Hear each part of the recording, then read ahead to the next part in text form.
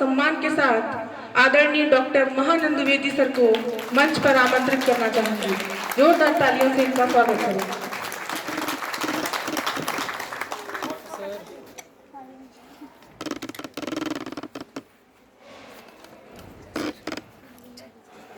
थोड़ा सा ज़्यादा नहीं, सर ज़्यादा नहीं। शासकीय नवीन कन्या महाविद्यालय बैकुंठपुर की प्राचार्य कश्यप मैडम, इसे 2 दिवसीय राष्ट्रीय शोध संगोष्ठी के कन्वीनर डॉक्टर सुमित कुमार बेहतर, मंचासीन अर्थशास्त्र के विभागाध्यक्ष मनेन्द्रगढ़ से उपस्थित इस 2 दिवसीय सेमिनार के द्वितीय दिवस के प्रथम तकनीकी सत्र की विदुषी विद्वान प्रोफेसर, मंचासीन साथीगण, इस पंडाल में उपस्थित समस्त प्राध्यापक साथी, अतिथि विद्वान, पत्रकार गण एवं मेरी प्यारी कन्याओं, इस 2 दिवसीय सेमिनार के आयोजन के लिए सबसे अधिक बधाई के पात्र हैं डॉक्टर सुमित देसर, और जो हमारे बीच से ही हैं डॉक्टर देवेंद्र मिश्रा जी, जिनके सतत संपर्क और प्रयास से मैं आज इसे आप सबके बीच उपस्थित हूँ। इन दोनों के प्रयास, लगन और निष्ठा के चलते कुछ परिस्थितियां ऐसी थी जिनको सामना करने में अनेक प्रकार की कठिनाइयां आती हैं। कश्यप मैडम सर से भी मेरी बात कराई गई तो हमने कहा जितना भी काम होगा उन सभी कार्यों को छोड़कर मैं आपके सेमिनार में अवश्य आऊँगा। निश्चित तौर से जो यात्रा का संस्मरण है वो थोड़ा सा कष्टकारी है, यहाँ पहुँचने में 11-12 घंटे लगे। आपके लिए पुनः एक बार महाविद्यालय परिवार को बहुत ढेर सारी बधाई और शुभकामना कि ऐसे ही आयोजन महाविद्यालय में होते रहें। महाविद्यालय की ओर से जो विषय दिया गया है, निश्चित तौर पर जो नई राष्ट्रीय शिक्षा नीति शिक्षा के क्षेत्र में एक सकारात्मक परिवर्तन लाएगा। राष्ट्रीय शिक्षा नीति में बहुत सारी व्यवस्थाएं की गई हैं। कल के सत्रों में आपने राष्ट्रीय शिक्षा नीति के परिवर्तन और राष्ट्र भारत के लिए बनाई गई राष्ट्रीय शिक्षा नीतियों का और उनके संदर्भ में आपने बहुत सारे व्याख्यान सुने होंगे। हम आपको सिर्फ यहाँ पर जो प्रैक्टिकल में राष्ट्रीय शिक्षा नीति के जो विषय, क्या पॉसिबिलिटीज हैं, क्या संभावनाएं हैं, किन परिप्रेक्ष्य में हम श्रेष्ठता को प्राप्त कर सकेंगे। निश्चित है कि उन प्रयासों को, उन ऊंचाइयों को, उन स्तरों को प्राप्त करने के लिए संघर्ष और कठिनाइयों का सामना करना पड़ता है। जब भी कोई नई बात या नई वस्तु या नई नीति का निर्माण होता है, उस स्थिति में कठिनाइयों का आना स्वाभाविक है। नई राष्ट्रीय शिक्षा नीति 2020 क्रिकेट का आपने नाम सुना ही होगा। सबसे फटाफट कौन सा क्रिकेट होता है? T20। तो राष्ट्रीय शिक्षा नीति भी हमारे प्रदेश मध्य प्रदेश में 2020 क्रिकेट की तरह से फटाफट खेल की तरह से लागू कर।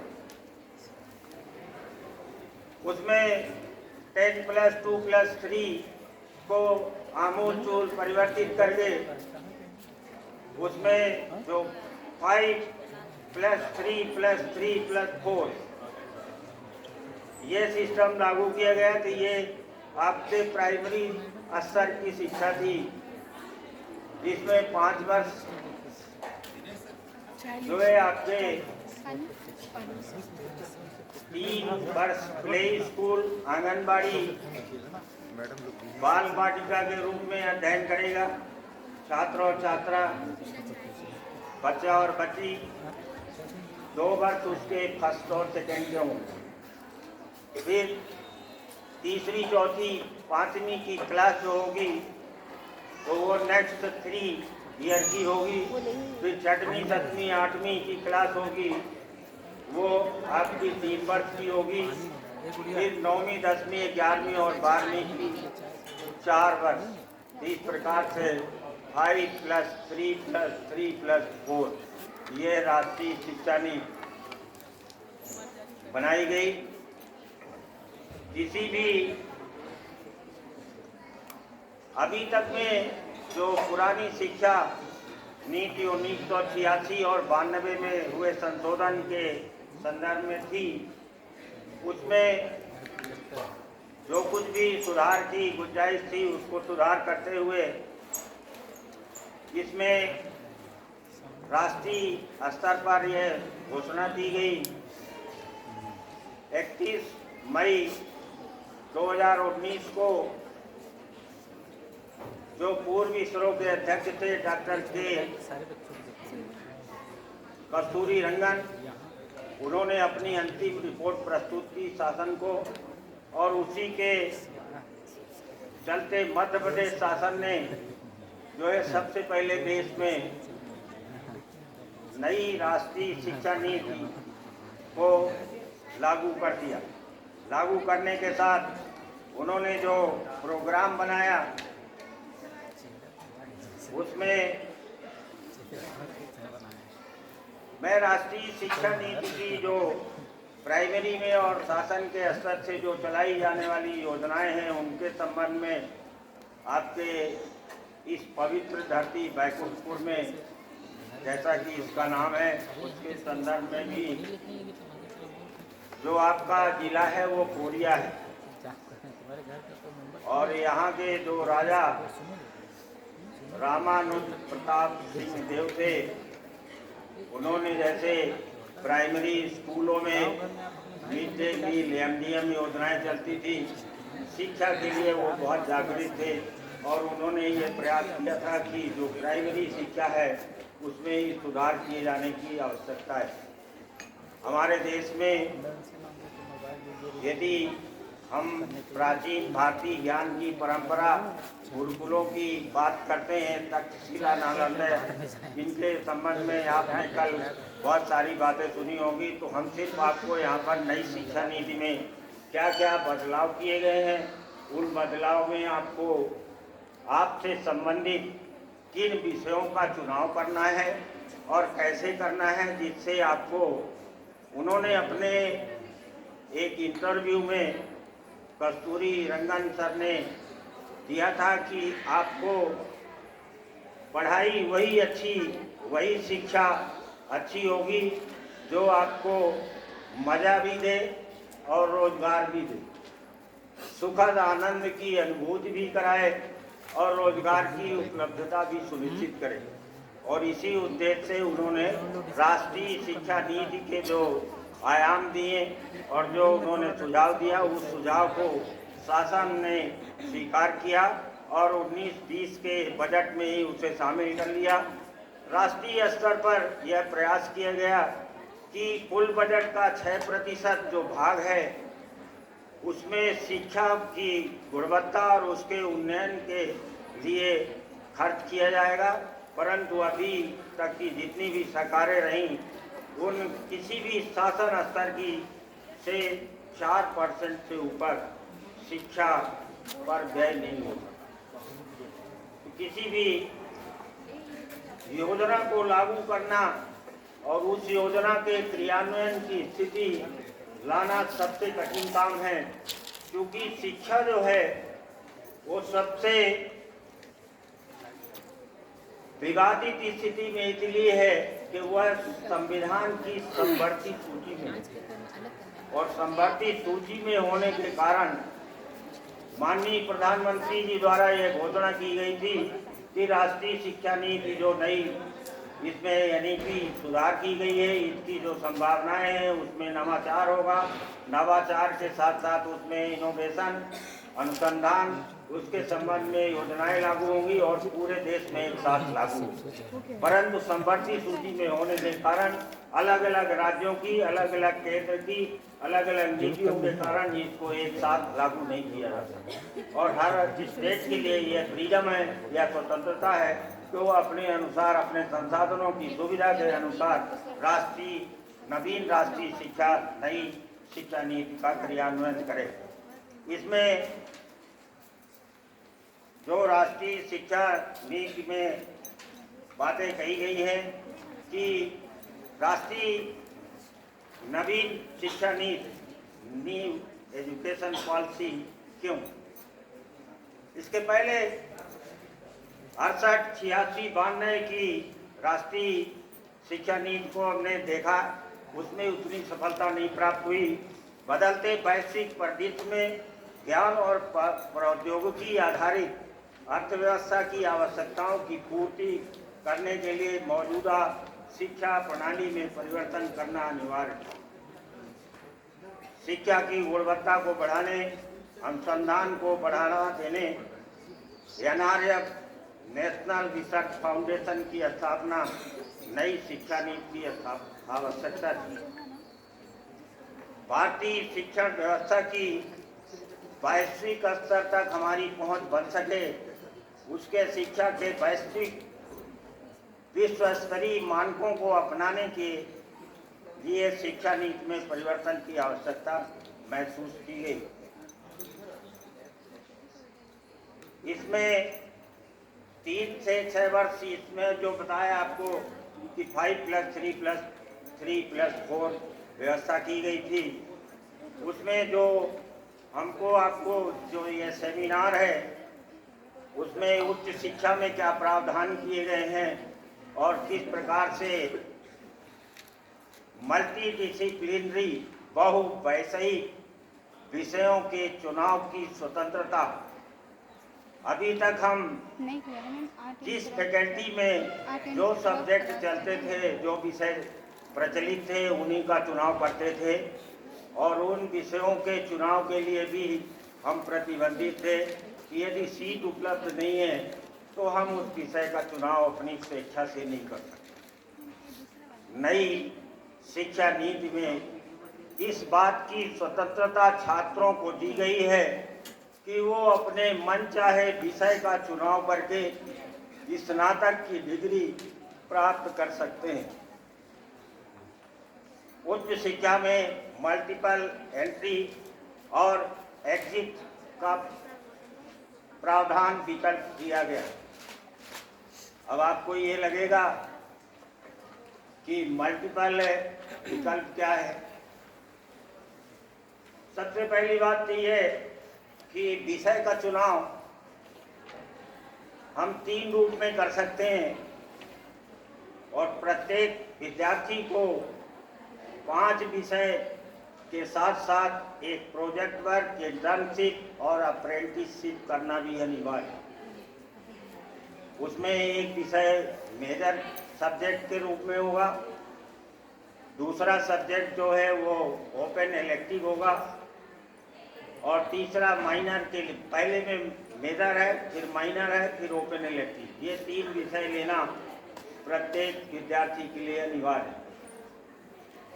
उसमें मेजर के साथ जो प्रमुख विषय होगा उसके साथ वैकल्पिक विषय को लेना होगा, और वैकल्पिक के अतिरिक्त एक विषय उसके चुनाव के आधार पर होगा। इसके साथ साथ व्यावसायिक पाठ्यक्रमों में भी एक प्रोफेशनल, उसमें 200 से अधिक क्षेत्र का निर्धारण किया गया है, उसमें से किसी एक विषय का चुनाव करेंगे। और साथ ही साथ प्रत्येक सेमेस्टर, प्रत्येक ईयर में आपको कुछ जगह सेमेस्टर सिस्टम भी है। जो हमारे यहाँ ऑटोनॉमस मध्य प्रदेश के कॉलेज हैं वहाँ आज भी सेमेस्टर सिस्टम लागू है, और उस पद्धति में विद्यार्थी को उन्हीं प्रश्न पत्रों को 2 सत्रों में पढ़ना रहता है। इसमें मेजर विषय में सबसे बड़ी जानकारी आप लोगों के लिए यह आवश्यक है कि जो विद्यार्थी, जो स्टूडेंट मुख्य विषय का चुनाव करेगा वही आगे की शिक्षा के लिए वह पात्र होगा। यदि आपने मुख्य विषय, जो मेजर सब्जेक्ट है आपका, केमिस्ट्री लिया है, तो आप एमएससी केमिस्ट्री में ही कर सकते हैं। दूसरे विषय में चाहे आप फिजिक्स और भौतिकी माइनर और ओपन इलेक्टिव में लिया है तो उसके विषय आपको नहीं मिल सकते। चौथे, इसमें जो स्टेप दिया गया है, 5 साल का कोर्स करने वालों को डायरेक्ट हुआ पीएचडी कर सकते हैं। जो बीए, बीएससी, बीकॉम 5 ईयर का कोर्स करेंगे, 5 साल का। जैसे बीए आपको चलता है तो उसमें 5 साल का बीए, एलएलबी, बीए, बीएड, इन सभी कोर्सेज में तो उनके लिए डायरेक्ट एंट्री। कॉलेजों के ग्रेड के आधार पर उनकी ऑटोनॉमी बहाल होगी। मेंटरिंग के लिए एक राष्ट्रीय मिशन उच्च शिक्षा में प्रावधान किया गया है। हायर एजुकेशन के लिए अलग से रेगुलेटरी सिस्टम होगा। लीगल और मेडिकल एजुकेशन इसमें रेगुलेटरी सिस्टम में शामिल नहीं होंगे। सरकारी, अभी तक क्या होता था कि सरकारी और प्राइवेट, जो गवर्नमेंट और नॉन गवर्नमेंट स्कूल थे, उनके अलग अलग नियम और प्रावधान थे, उनको समाप्त कर दिया गया और सभी के लिए नई शिक्षा नीति में एक समान नियम और सभी शर्तें लागू होंगी।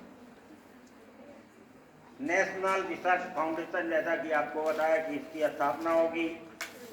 शिक्षा में आपको बहुउद्देशीय शिक्षा लेना होगा, जिससे आप अपने रोजगार के लिए स्वयं रोजगार न ढूंढकर दूसरे के लिए भी रोजगार देने के स्तर तक आप सक्षम होंगे। यह राष्ट्रीय नई शिक्षा नीति में 8 क्षेत्रीय भाषाओं में ई कोर्स की व्यवस्था की गई है। उच्च शिक्षा में एडमिशन के लिए कॉमन एंट्रेंस एक टेस्ट होगा, एग्जाम होगा। बैक के बोझ को कम करने के लिए खेल कूद प्रतियोगिताएं, एनसीसी, एनएसएस आदि की व्यवस्था की गई है।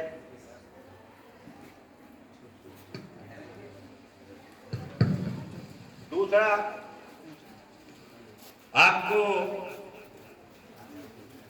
जो प्रमुख प्रावधान दिए गए हैं, स्कूलों में 6वीं क्लास से या 6वीं ग्रेड से ही व्यावसायिक शिक्षा शुरू हो जाएगी। ग्रेजुएशन में 3 और 4 वर्ष की डिग्री, मल्टीपल एंट्री और एग्जिट की जो व्यवस्था की बात हमने की, उसमें यदि किसी कारणवश विद्यार्थी 1 वर्ष की पढ़ाई करने के बाद वह ड्रॉप आउट करता है या पढ़ाई आगे की नहीं कर पाता, तो उसे 1 वर्ष की सर्टिफिकेट डिग्री प्राप्त होगी, सर्टिफिकेट के रूप में प्राप्त होगी। यदि वह दूसरे वर्ष की परीक्षा तक वो पास कर लेता है तो उसे एक डिप्लोमा सर्टिफिकेट दिया जाएगा, प्राप्त होगा। और 3 वर्ष की पूरी पढ़ाई करने के बाद ये राष्ट्रीय नई शिक्षा नीति की जो प्रावधान है उनको बता रहे हैं, यदि वो 3 वर्ष की पढ़ाई करता है तो उसे डिग्री प्राप्त होगी। परंतु यदि वह आगे की पढ़ाई करना चाहता है, रिसर्च वर्क करना चाहता है, अनुसंधान कार्य की ओर संलग्न होना चाहता है, पीजी क्लास लेना चाहता है, तो पढ़ना चाहता है, तो उसके लिए वह 4 वर्ष का कोर्स करेगा। अभी प्रिंसिपल मैडम से हमारी चर्चा हो रही थी कि मध्य प्रदेश में भी ये जो नई शिक्षा नीति लागू की गई है, चौथे वर्ष के लिए विद्यार्थी 3 वर्ष पूरा कर चुका है और 3 वर्ष पूरा करने के बाद वो चौथे वर्ष में, तो आपको जैसे ही आपके यहाँ शिक्षा नीति लागू होती है तो आपको करना क्या है, उसके लिए 3 वर्ष की डिग्री जो प्राप्त होगी, चौथे वर्ष में जो डिग्री मिल रही है उस डिग्री में आपको 2 ऑप्शन मिलेंगे, 2 विकल्प रहेंगे कि आपको बीए ऑनर्स करना है कि आपको बीए रिसर्च करना है। दोनों के उसमें क्रेडिट सिस्टम है, दोनों के लिए 6 + 4 + 10 है। ऑनर्स के लिए भी उतनी क्रेडिट है, इसमें भी 6 क्रेडिट 24 के क्रेडिट के, तो फर्स्ट ईयर में 54 क्रेडिट, इसी तरह से चलते चलते 40 क्रेडिट के जो है आपके मार्क्स दिए गए हैं। यदि आपने अपने विषय में जैसा पहले होता था कि कुछ भी लिख दिया और 33 नंबर प्राप्त कर लिया तो आपको उत्तीर्ण घोषित कर दिया जाता था, नई शिक्षा नीति में यह प्रावधान नहीं है। यदि आपने क्रेडिट के हिसाब से